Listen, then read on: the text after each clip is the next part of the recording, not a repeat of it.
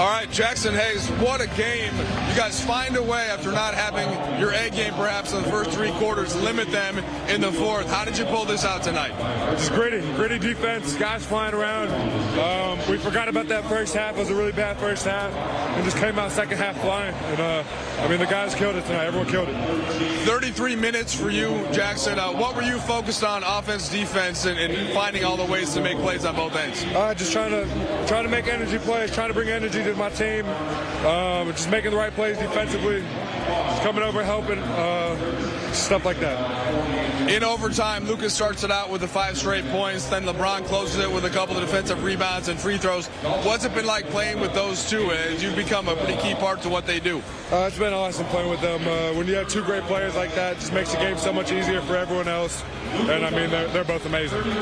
8 straight wins and really taking care of business here. How good are you guys in this building, and what energizes you? I love how we play in this building. We got the best fans in the world here. They're the ones that energize me, at least. Just hearing them going crazy gets me going. So, just shout out to Laker Nation. Last one for you, Jaxson. About to go on a tough 4-game road trip starting out in Boston. How do you take what you've done here and bring it onto the road? Just starting with defense. That's all where it starts, and carrying over from there. We got to keep our composure on the defense end on this trip. All right, appreciate it, Jaxson. Appreciate you. You have a good one. The Lakers, James, you said it as we went to that Jaxson Hayes interview. And by the way, he was fantastic. Lakers brought to you by Arrowhead Mountain Spring Water. I'm Chris McGee. Big game, James Worthy, Allie Clifton. We got Brez and Trudell down at the arena. The Lakers in one of the most exciting games of the year, win their 8th straight game. An absolute war with the New York Knicks. They found themselves down 13 for a lot of that third quarter. And guys, watching that game in the third and even into the fourth, they kept chipping away, and every time they get close, the Knicks would go on a 4-0 run and get it back up to 8 or 10. But the Lakers just fought, played defense, tightened it up, James. Huge threes by Gabe down the stretch. He hit 3 of them in the fourth quarter, and Luka was fantastic. And then in OT, LeBron, big, 4 for 4 down the stretch from the free throw line. Yeah, man, I'm going to sound like Oprah tonight. Everybody do the worthy clap tonight. Everybody send in the worthy clap. That was a worthy clap game right there for sure from the beginning. The Knicks, a tough team, well coached, came in. I thought Anunoby took over in the first half. He hit a lot of threes and big buckets. They had the lead up to 10, and it just looked like the Lakers couldn't hit anything.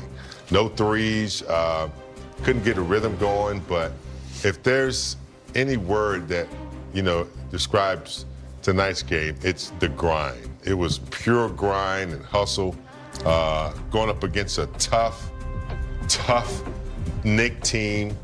You're right, Gabe's big shots tonight. I'll let Allie run that down because she's the computer with tennis shoes tonight.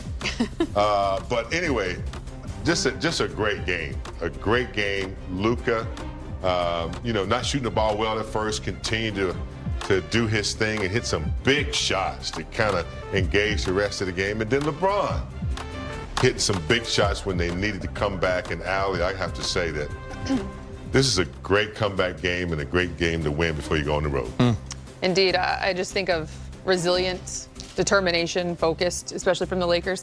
Obviously, we heard JJ say in that interview going into the fourth that the energy, the effort level, the shot making that we've been accustomed to over the last several weeks wasn't exactly where we're used to it in that first half. But he preaches his message, and you see a different kind of life that the Lakers brought out in the second half. I just think, all in all, when you talk about grinding it out, a gritty, a tough approach and win, your stars are going to do what your stars are going to do more times than not, especially in the big games.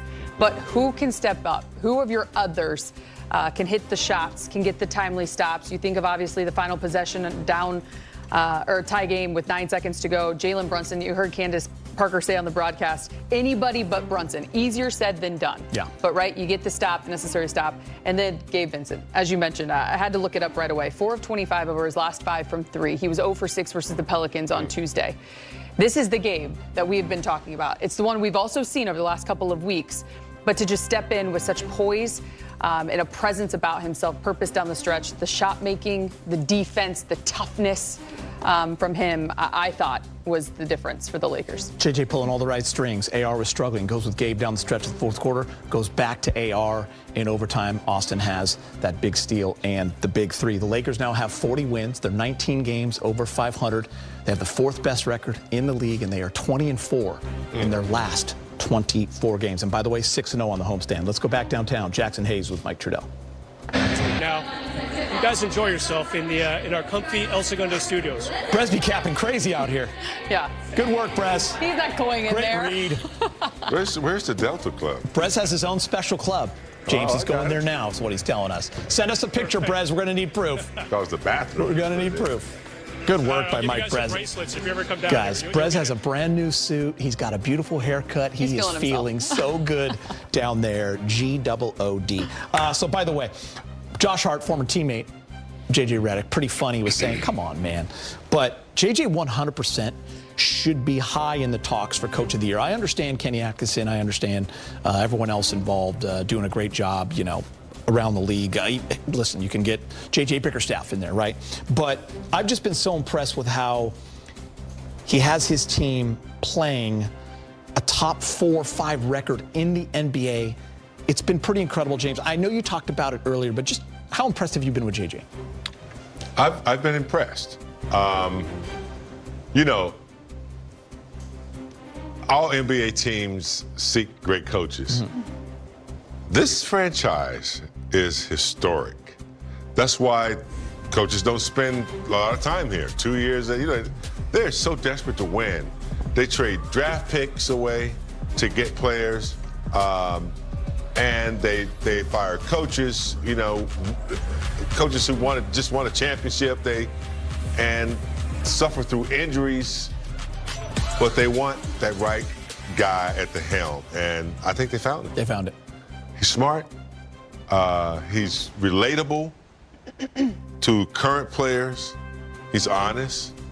And, he prepares. And he's open to suggestions. And, you got to love that. And the way he's, great coaches get players to buy in. They do.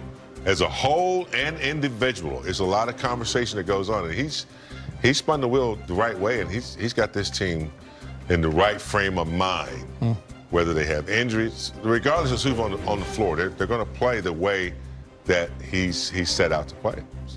It's nice.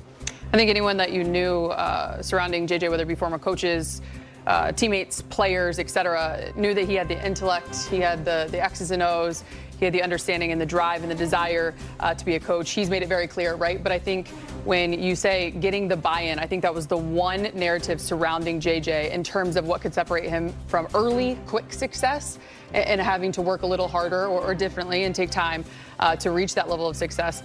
And I just think the one thing that's always stood out to me is that not only did he say early on that he is built for the pressure and wants what it takes to be great and be a part of this organization and be great, but he's also proven and shown that when this team hasn't been great all season long, he's answered the bell. That's it. He's answered the narrative, he's answered the questions, he's dove back in, he's continuing to prepare and work, and that matters. And what do great coaches do? He has had to deal with the trade, the lineup changes, injuries, and I know everybody does. His house burning down. Also, two-way contract guys. Making unbelievable impact. Just the navigation of all of that, to me, is why he should be in the conversation for coaching. Because that's coaching. That's real coaching. All of that so true through all those trials and tribulations. And no disrespect, this ain't Charlotte. This is not a small market city. This is Los Angeles. And so when you throw everything on that both of you just said, and the fact that he's in this city, where everyone is watching the Lakers franchise, everyone is talking about it, trying to analyze what's going on. It's a lot. So I give him a lot of credit for all of that.